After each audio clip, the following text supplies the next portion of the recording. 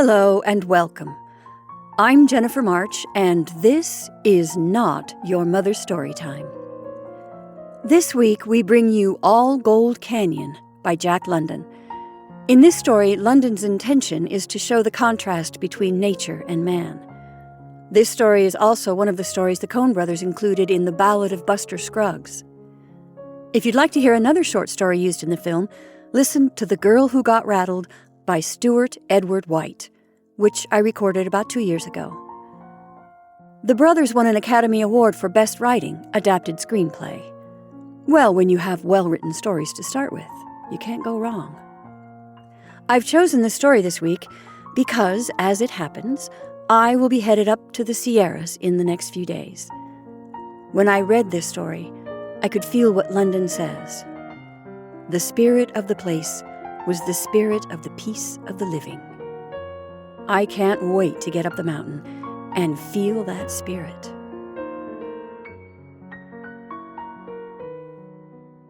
And now, All Gold Canyon by Jack London. It was the green heart of the canyon, where the walls swerved back from the rigid plan and relieved their harshness of line by making a little sheltered nook and filling it to the brim with sweetness and roundness and softness. Here all things rested. Even the narrow stream ceased its turbulent downrush long enough to form a quiet pool. Knee-deep in the water, with drooping head and half-shut eyes, drowsed a red-coated, many-antlered buck. On one side, beginning at the very lip of the pool, was a tiny meadow, a cool, resilient surface of green that extended to the base of the frowning wall. Beyond the pool, a gentle slope of earth ran up and up to meet the opposing wall. Fine grass covered the slope, grass that was spangled with flowers, with here and there patches of color, orange and purple and golden. Below, the canyon was shut in. There was no view. The walls leaned together abruptly, and the canyon ended in a chaos of rocks, moss-covered and hidden by a green screen of vines and creepers and boughs of trees. Up the canyon rose far hills and peaks, the big foothills, pine-covered and remote. And far beyond, like clouds upon the border of the sleigh, towered minarets of white, where the Sierra's eternal snows flashed austerely the blazes of the sun. There was no dust in the canyon. The leaves and flowers were clean and virginal. The grass was young velvet. Over the pool, 3 cottonwoods sent their scurvy fluffs fluttering down the quiet air. On the slope, the blossoms of the wine-wooded manzanita filled the air with springtime odors, while the leaves, wise with experience, were already beginning their vertical twist against the coming aridity of summer. In the open spaces on the slope, far beyond the farthest shadow reach of the manzanita, poised the mariposa lilies, like so many flights of jeweled moths suddenly arrested and on the verge of trembling into flight again.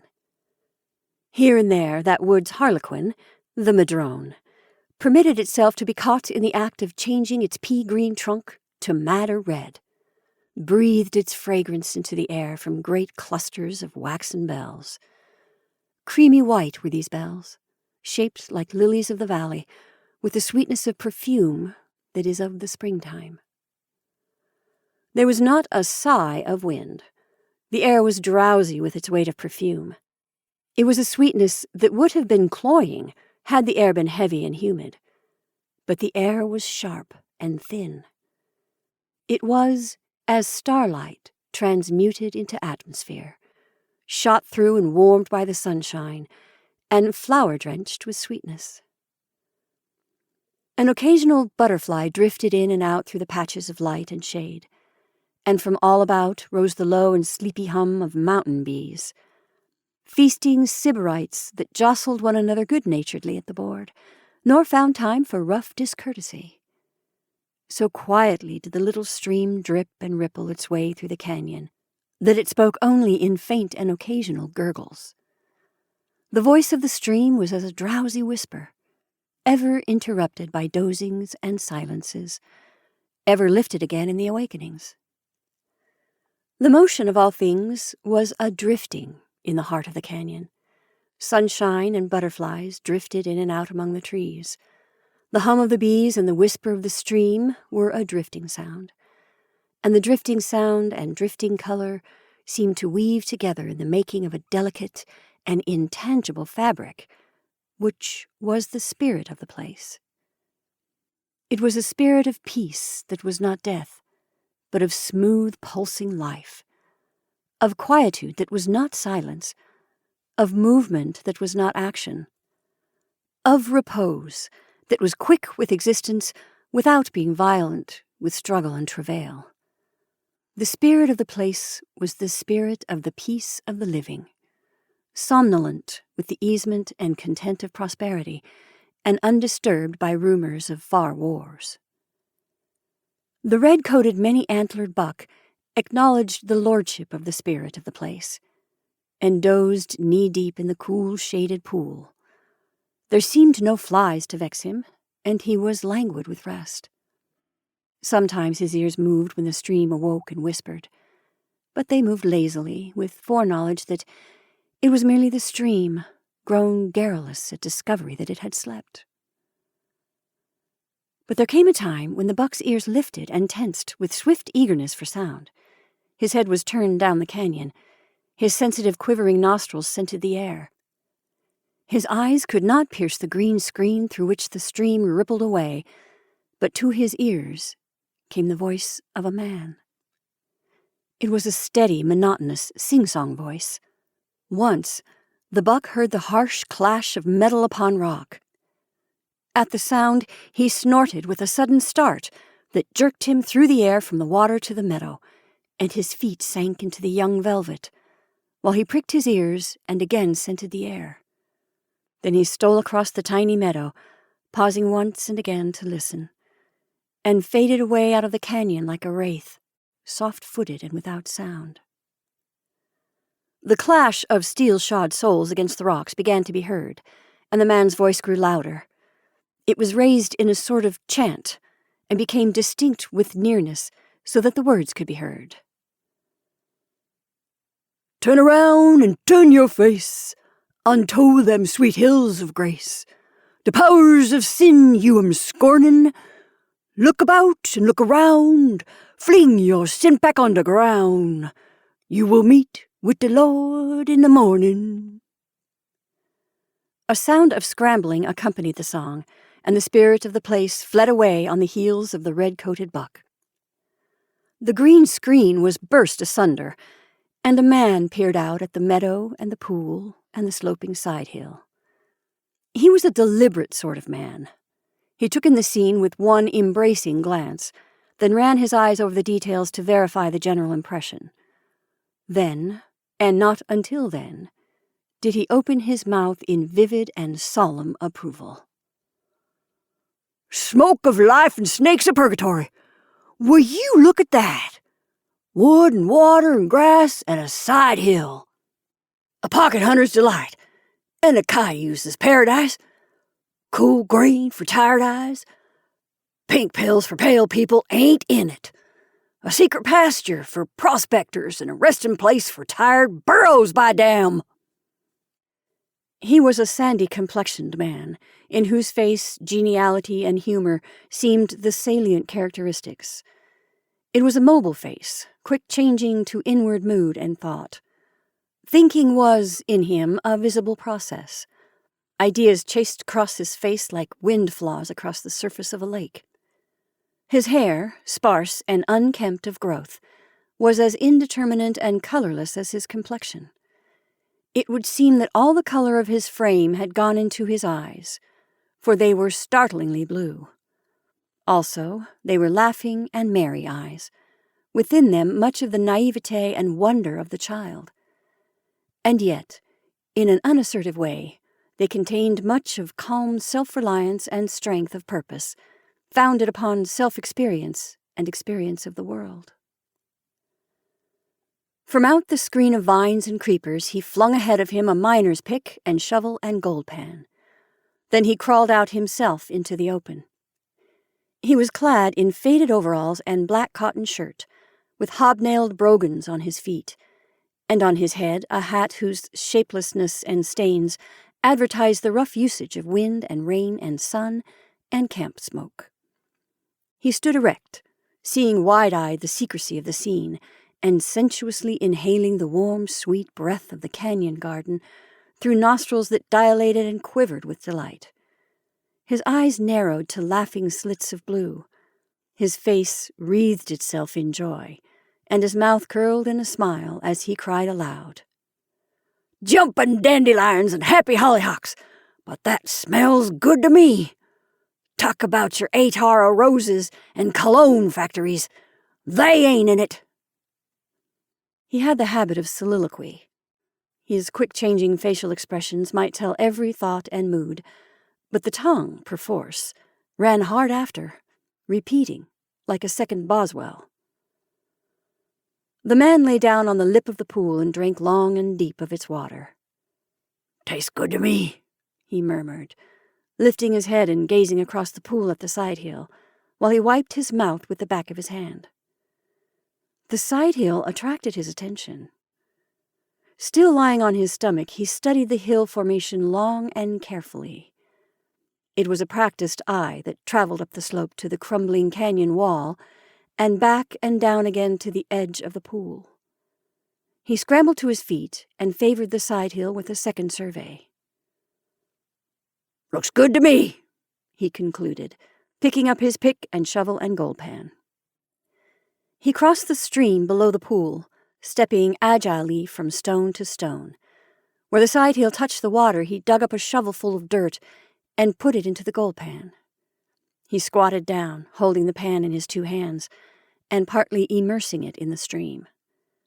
Then he imparted to the pan a deft circular motion that sent the water sluicing in and out through the dirt and gravel.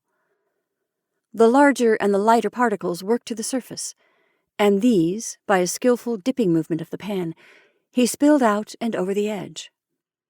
Occasionally, to expedite matters, he rested the pan and with his fingers raked out the large pebbles and pieces of rock. The contents of the pan diminished rapidly until only fine dirt and the smallest bits of gravel remained.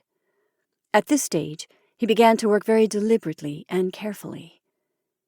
It was fine washing, and he washed fine and finer with a keen scrutiny and delicate and fastidious touch. At last the pan seemed empty of everything but water. But with a quick semicircular flirt that sent the water flying over the shallow rim into the stream, he disclosed a layer of black sand on the bottom of the pan. So thin was this layer that it was like a streak of paint. He examined it closely. In the midst of it was a tiny golden speck. He dribbled a little water in over the depressed edge of the pan. With a quick flirt, he sent the water sluicing across the bottom, turning the grains of black sand over and over. A second tiny gold speck rewarded his effort.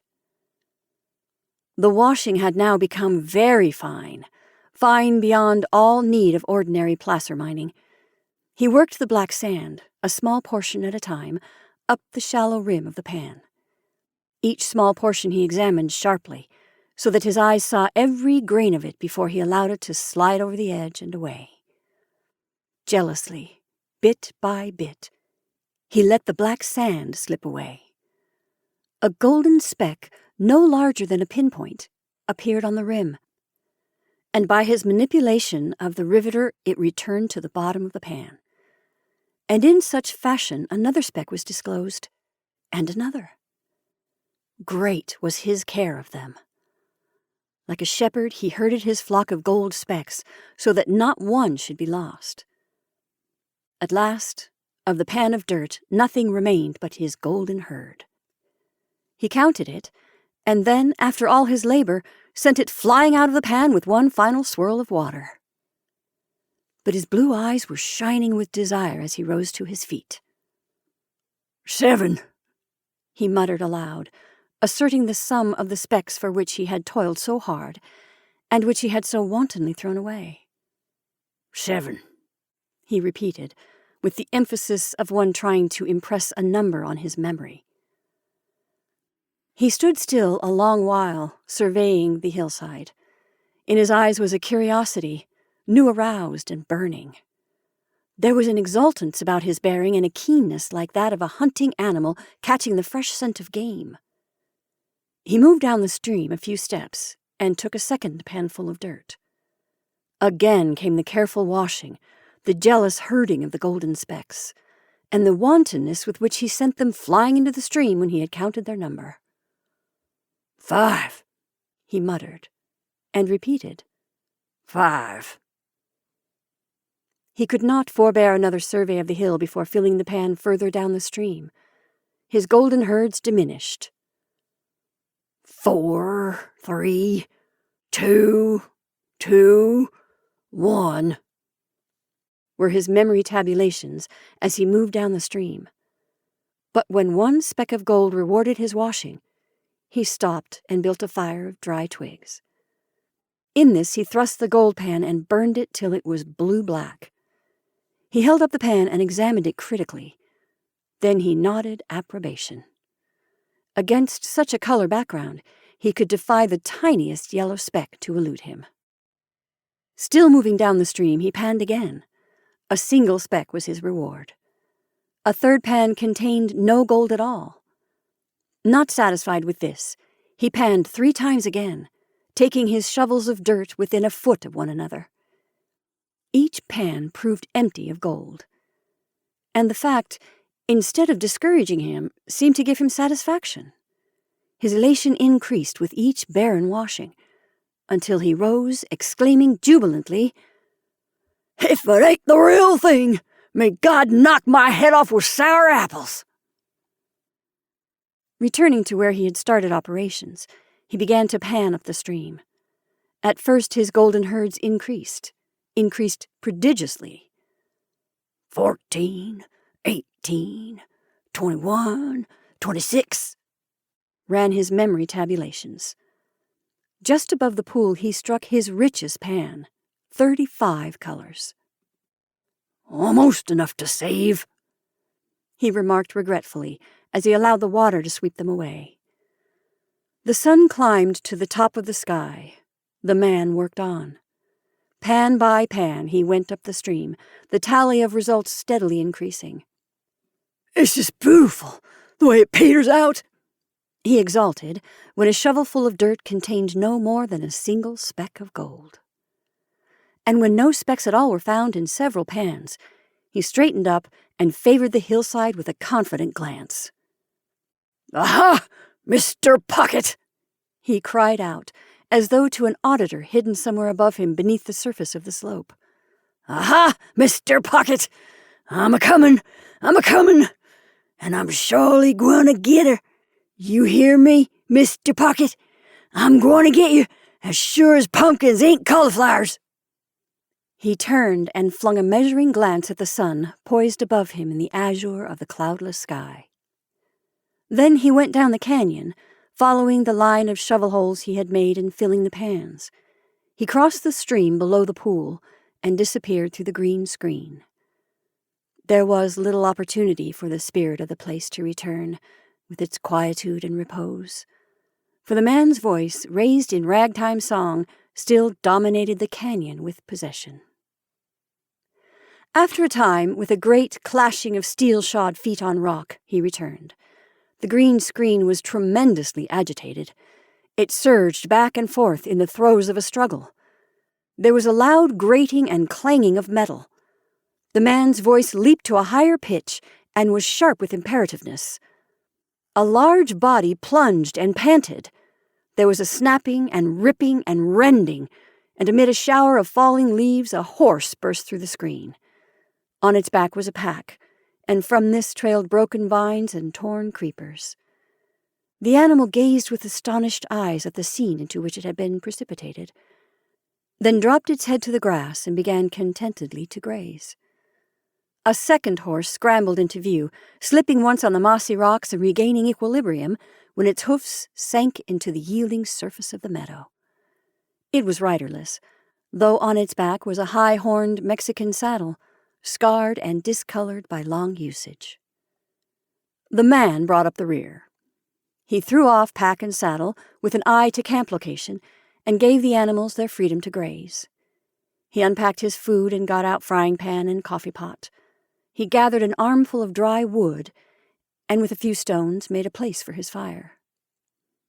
"My," he said, "but I've got an appetite. I could scoff iron fillings and horseshoe nails, and thank you kindly, man, for a second helping." He straightened up, and while he reached for matches in the pocket of his overalls, his eyes traveled across the pool to the hillside. His fingers had clutched the matchbox, but they relaxed their hold, and the hand came out empty. The man wavered perceptibly. He looked at his preparations for cooking, and he looked at the hill. "Guess I'll take another whack at her," he concluded, starting to cross the stream. "There ain't no sense in it, I know," he mumbled apologetically. "But keeping grub back an hour ain't gonna hurt none, I reckon." A few feet back from his first line of test pans, he started a second line. The sun dropped down the western sky. The shadows lengthened, but the man worked on. He began a third line of test pans. He was cross-cutting the hillside line by line as he ascended. The center of each line produced the richest pans, while the ends came where no colors showed in the pan. And as he ascended the hillside, the lines grew perceptibly shorter. The regularity with which their length diminished served to indicate that somewhere up the slope, the last line would be so short as to have scarcely length at all, and that beyond could come only a point. The design was growing into an inverted V. The converging sides of the V marked the boundaries of the gold-bearing dirt. The apex of the V was evidently the man's goal. Often he ran his eyes along the converging sides and on up the hill, trying to divine the apex, the point where the gold-bearing dirt must cease. "Here resides Mr. Pocket," for so the man familiarly addressed the imaginary point above him on the slope, crying out, "Come down out of that, Mr. Pocket. Be right smart and agreeable, and come down." "All right," he would add later, in a voice resigned to determination. "All right, Mr. Pocket. It's plain to me I got to come right up and snatch you out bald-headed. And I'll do it, he would threaten still later. Each pan he carried down to the water to wash, and as he went higher up the hill the pans grew richer, until he began to save the gold in an empty baking powder can, which he carried carelessly in his hip pocket. So engrossed was he in his toil that he did not notice the long twilight of oncoming night. It was not until he tried vainly to see the gold colors in the bottom of the pan that he realized the passage of time. He straightened up abruptly. An expression of whimsical wonder and awe overspread his face as he drawled, "Gosh darn my buttons, if I didn't plumb forget dinner." He stumbled across the stream in the darkness and lighted his long-delayed fire. Flapjacks and bacon and warmed-over beans constituted his supper. Then he smoked a pipe by the smoldering coals, listening to the night noises and watching the moonlight stream through the canyon. After that, he unrolled his bed, took off his heavy shoes, and pulled the blankets up to his chin. His face showed white in the moonlight, like the face of a corpse.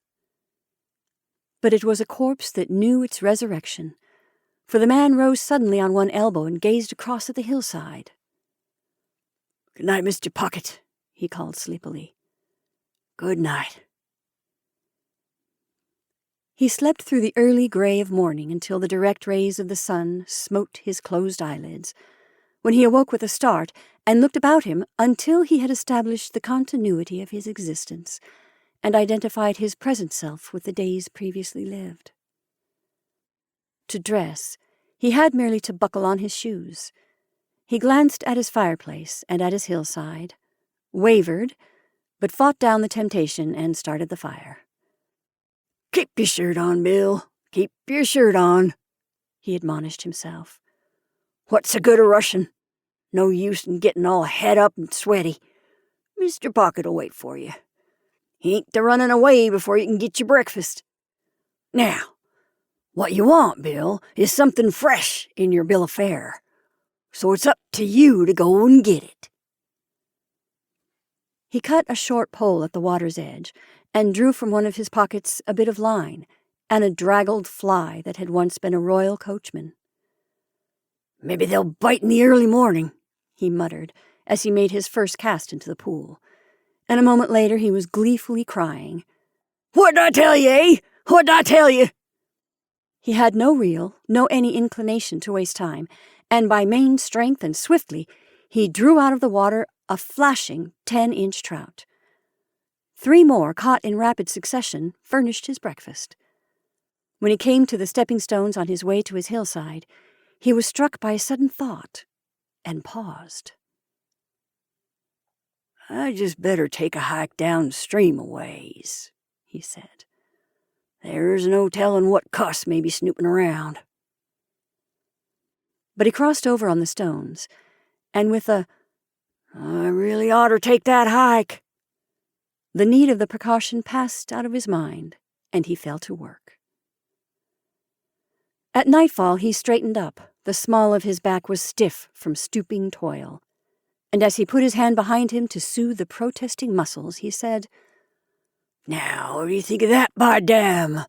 I clean forgot my dinner again. If I don't watch out, I'll sure be degenerating into a 2-meal-a-day crank.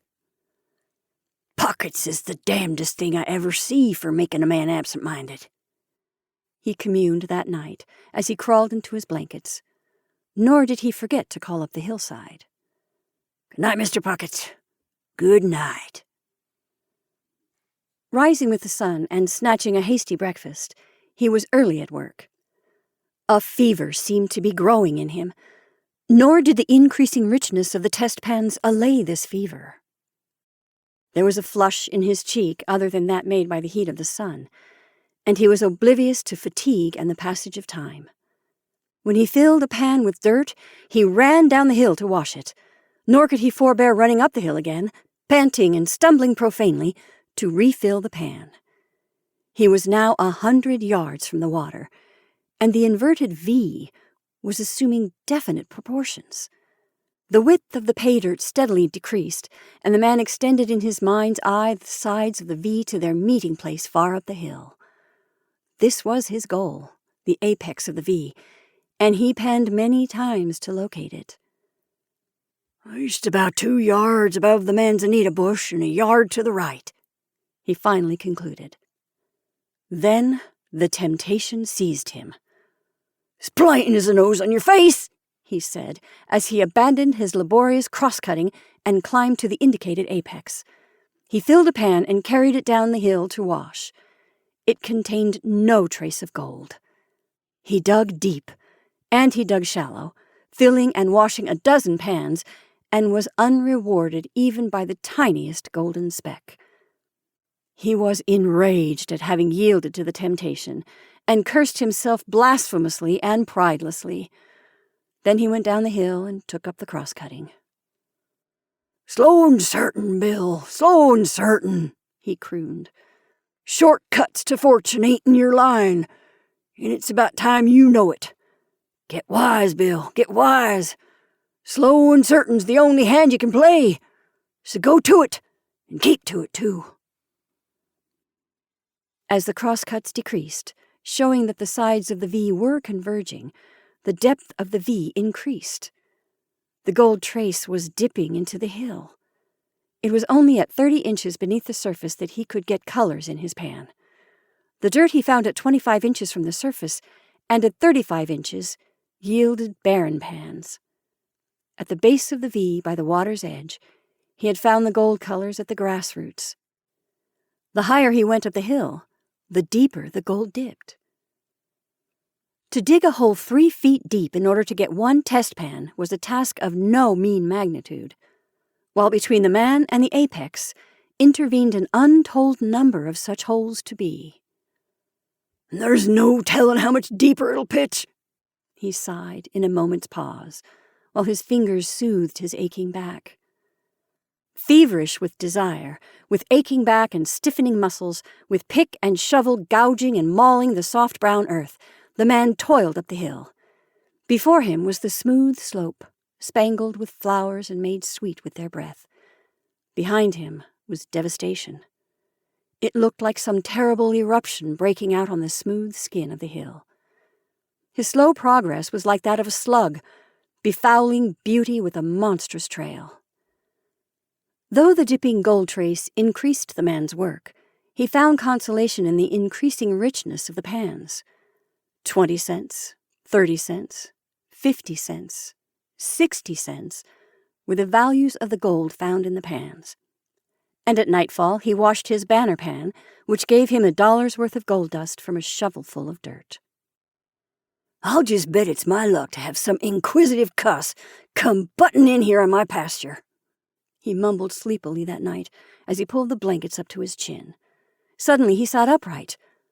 "Bill," he called sharply. "Now listen to me, Bill, d'you hear? It's up to you tomorrow morning to mosey around and see what you can see, understand? Tomorrow morning, and don't you forget it." He yawned and glanced across at his side hill.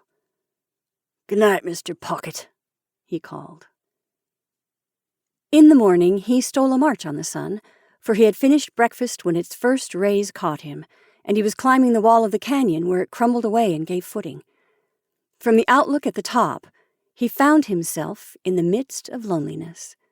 As far as he could see, chain after chain of mountains heaved themselves into his vision. To the east his eyes, leaping the miles between range and between many ranges, brought up at last against the white-peaked Sierras, the main crest, where the backbone of the western world reared itself against the sky. To the north and south, he could see more distinctly the cross systems that broke through the main trend of the sea mountains. To the west, the ranges fell away, one behind the other, diminishing and fading into the gentle foothills, and in turn descending into the great valley, which he could not see. And in all that mighty sweep of earth, he saw no sign of man nor of the handiwork of man, save only the torn bosom of the hillside at his feet. The man looked long and carefully. Once, far down his canyon, he thought he saw in the air a faint hint of smoke. He looked again, and decided that it was the purple haze of the hills, made dark by a convolution of the canyon wall at its back. "Hey, you, Mr. Pocket," he called down into the canyon. "Stand out from under. I'm a-comin', Mr. Pocket. I'm a-comin'." The heavy brogans of the man's feet made him appear clumsy-footed, but he swung down from the giddy height as lightly and airily as a mountain goat.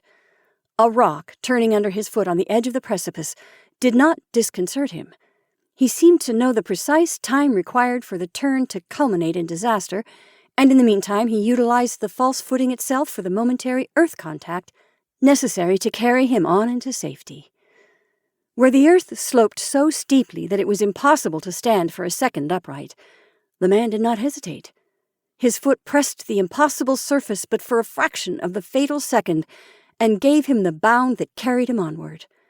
Again, where even the fraction of a second's footing was out of the question, he would swing his body past by a moment's hand grip on a jutting knob of rock, a crevice, or a precariously rooted shrub. At last, with a wild leap and yell, he exchanged the face of the wall for an earth slide, and finished the descent in the midst of several tons of sliding earth and gravel. His first pan of the morning washed out over $2 in coarse gold. It was from the center of the V. To either side, the diminution in the values of the pans was swift.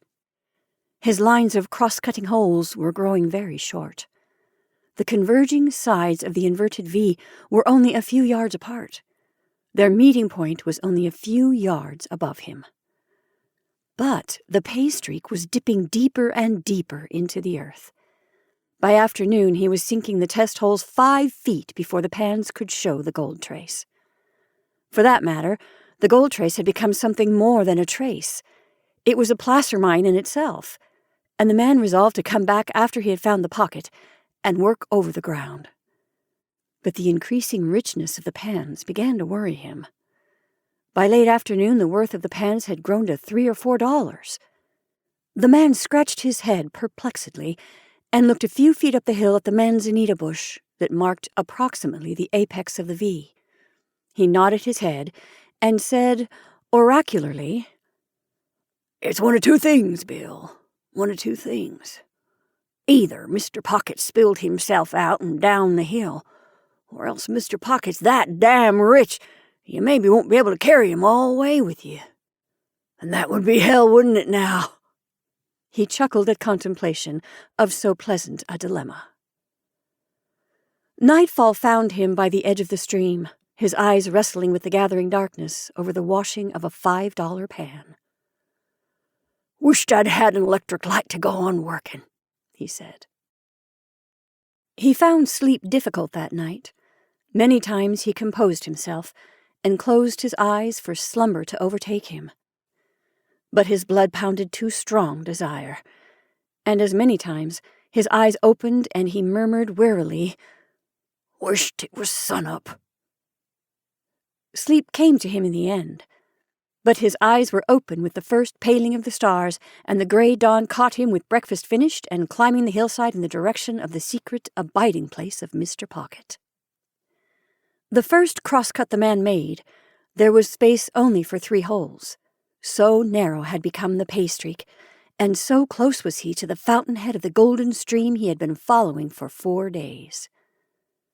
"Be calm, Bill, be calm," he admonished himself, as he broke ground for the final hole where the sides of the V had at last come together in a point. "I've got the almighty cinch on you, Mr. Pocket, and you can't lose me," he said many times as he sank the hole deeper and deeper. 4 feet, 5 feet, 6 feet, he dug his way down into the earth. The digging grew harder. His pick grated on broken rock. He examined the rock.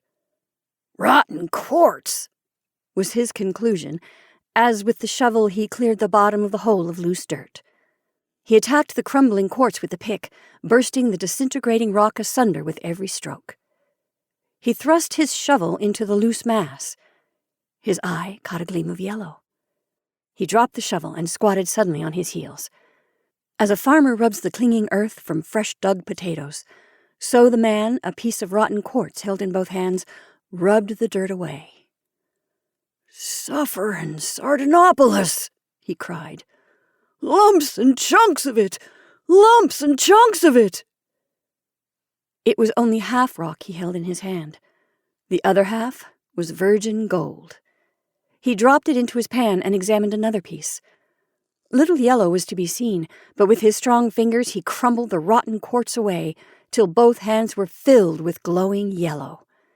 He rubbed the dirt away from fragment after fragment, tossing them into the gold pan. It was a treasure hole. So much had the quartz rotted away that there was less of it than there was of gold.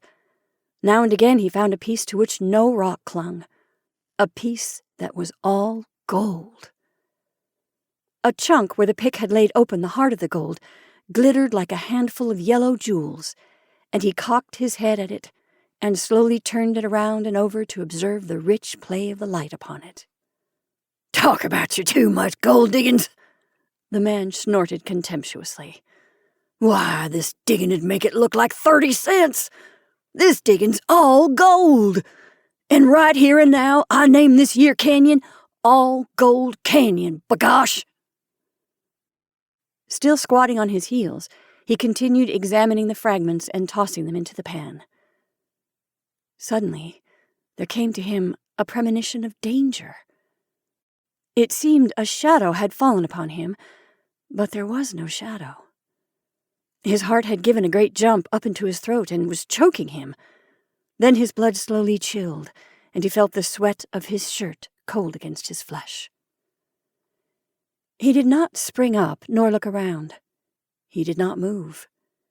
He was considering the nature of the premonition he had received, trying to locate the source of the mysterious force that had warned him, striving to sense the imperative presence of the unseen thing that threatened him. There is an aura of things hostile, made manifest by passengers refined for the senses to know. And this aura he felt, but knew not how he felt it.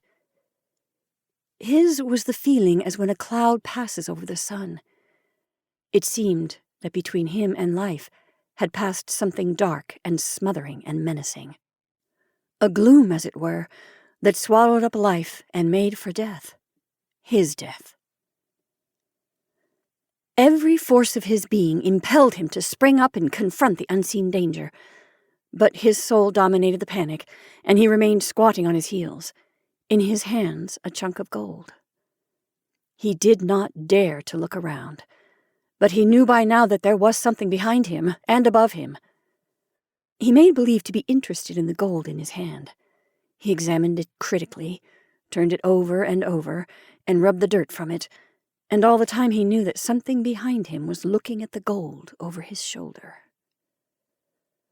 Still feigning interest in the chunk of gold in his hand, he listened intently, and he heard the breathing of the thing behind him. His eyes searched the ground in front of him for a weapon, but they saw only the uprooted gold, worthless to him now in his extremity. There was his pick, a handy weapon on occasion, but this was not such an occasion. The man realized his predicament. He was in a narrow hole that was 7 feet deep. His head did not come to the surface of the ground. He was in a trap. He remained squatting on his heels. He was quite cool and collected, but his mind, considering every factor, showed him only his helplessness. He continued rubbing the dirt from the quartz fragments and throwing the gold into the pan. There was nothing else for him to do. Yet he knew that he would have to rise up, sooner or later, and face the danger that breathed at his back. The minutes passed, and with the passage of each minute, he knew that by so much he was nearer the time when he must stand up or else, and his wet shirt went cold against his flesh again at the thought. Or else he might receive death as he stooped there over his treasure. Still he squatted on his heels, rubbing dirt from gold and debating in just what manner he should rise up. He might rise up with a rush and claw his way out of the hole to meet whatever threatened on the even footing above ground.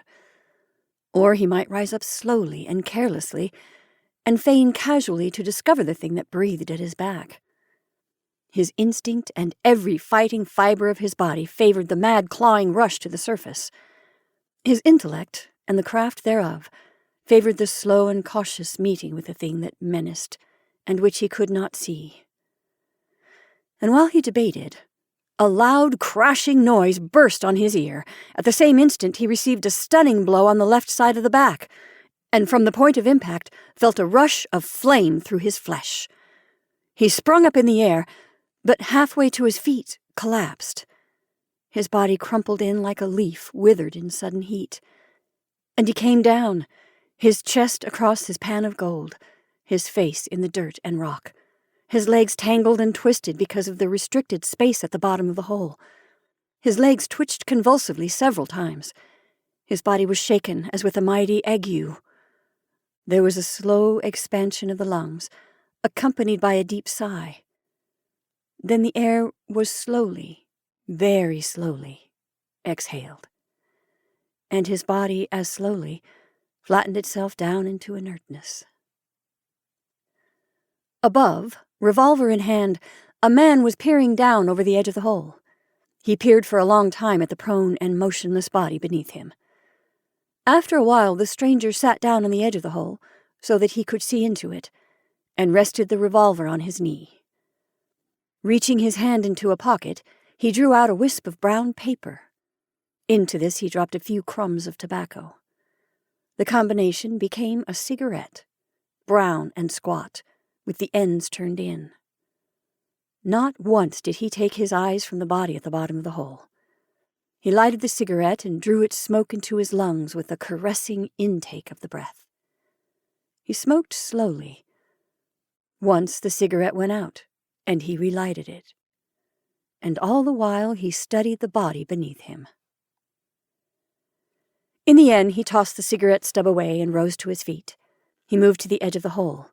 Spanning it, a hand resting on each edge, and with the revolver still in his right hand, he muscled his body down into the hole. While his feet were yet a yard from the bottom, he released his hands and dropped down. At the instant his feet struck the bottom, he saw the pocket miner's arm leap out, and his own legs knew a swift, jerking grip that overthrew him. In the nature of the jump, his revolver hand was above his head. Swiftly, as the grip had flashed about his legs, just as swiftly he brought the revolver down.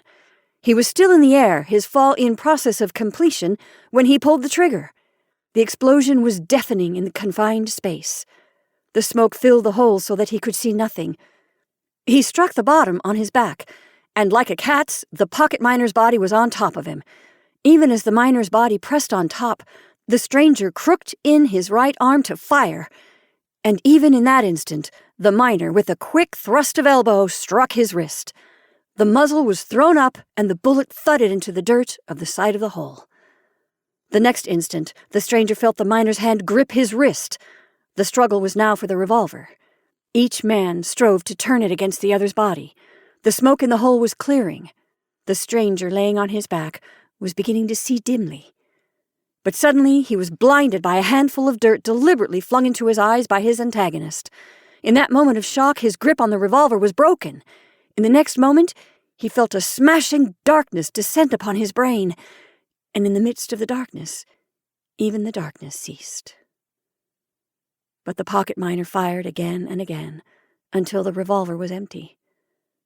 Then he tossed it from him and, breathing heavily, sat down on the man's legs. The miner was sobbing and struggling for breath. "Measly skunk," he panted, "camping on my trail and letting me do the work, and then shooting me in the back." He was half crying from anger and exhaustion. He peered at the face of the dead man. It was sprinkled with loose dirt and gravel, and it was difficult to distinguish the features. "Never laid eyes on him before," the miner concluded his scrutiny. "Just a common and ordinary thief, damn him! He shot me in the back! He shot me in the back!" He opened his shirt and felt himself, front and back, on his left side. "Went clean through, and no harm done," he cried jubilantly. "I'll bet he aimed right, all right, but he drew the gun over when he pulled the trigger, the cuss. But I fixed him. Oh, I fixed him." His fingers were investigating the bullet hole in his side, and a shade of regret passed over his face. "It's gonna be sufferin' hell," he said, "and it's up to me to get mended and get out of here." He crawled out of the hole and went down the hill to his camp. Half an hour later he returned, leading his pack-horse.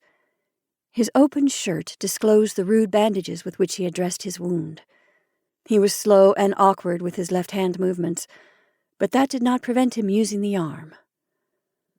The bite of the pack-rope under the dead man's shoulders enabled him to heave the body out of the hole. Then he set to work gathering up his gold. He worked steadily for several hours, pausing often to rest his stiffening shoulder and to exclaim, "He shot me in the back, the measly skunk! He shot me in the back!" When his treasure was cleaned up and wrapped securely into a number of blanket-covered parcels, he made an estimate of its value. £400, or I'm a Hottentot," he concluded. "Say 200 in quartz and dirt. That leaves 200 pounds of gold. Bill, wake up! 200 pounds of gold, $40,000, and it's yourn, all yourn." He scratched his head delightedly, and his fingers blundered into an unfamiliar groove. They quested along it for several inches. It was a crease through his scalp, where the second bullet had plowed. He walked angrily over to the dead man. "You would you?" he bullied. "You would, eh? Well, I fixed you good and plenty, and I'll give you a decent burial, too. That's more'n you'd have done for me." He dragged the body to the edge of the hole and toppled it in. It struck the bottom with a dull crash, on its side, the face twisted up to the light. The miner peered down at it. "And you shot me in the back," he said accusingly. With pick and shovel he filled the hole. Then he loaded the gold on his horse. It was too great a load for the animal, and when he had gained his camp, he transferred part of it to his saddle horse. Even so, he was compelled to abandon a portion of his outfit: pick and shovel and gold pan, extra food and cooking utensils, and divers' odds and ends. The sun was at the zenith when the man forced the horses at the screen of vines and creepers. To climb the huge boulders, the animals were compelled to uprear and struggle blindly through the tangled mass of vegetation. Once, the saddle horse fell heavily, and the man removed the pack to get the animal on its feet. After it started on its way again, the man thrust his head out from among the leaves and peered up at the hillside. "Measly skunk," he said, and disappeared.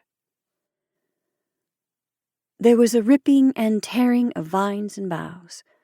The trees surged back and forth, marking the passage of the animals through the midst of them. There was a clashing of steel-shod hoofs on stone, and now and again an oath or a sharp cry of command. Then the voice of the man was raised in song. "Turn round and turn your face unto them sweet hills of grace. The powers of sin you scorning. Look about and look around, fling your sin pack on the ground. You will meet with the Lord in the morning." The song grew faint and fainter, and through the silence crept back the spirit of the place. The stream once more drowsed and whispered. The hum of the mountain bees rose sleepily. Down through the perfume-weighted air fluttered the snow fluffs of the cottonwoods. The butterflies drifted in and out among the trees, and over all blazed the quiet sunshine. Only remained the hoof marks in the meadow, and the torn hillside to mark the boisterous trail of the life that had broken the peace of the place and passed on.